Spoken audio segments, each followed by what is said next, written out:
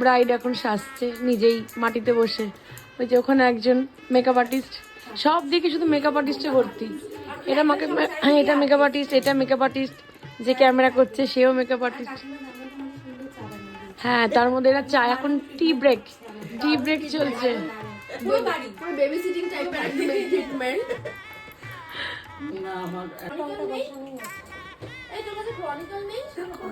কেমন লাগছে বলো?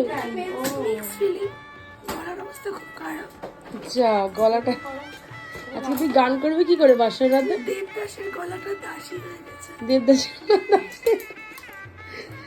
চলো লাস্ট ফিনিশিং আবার দেখাবো। টুন্ড লাগছে তোমাকে।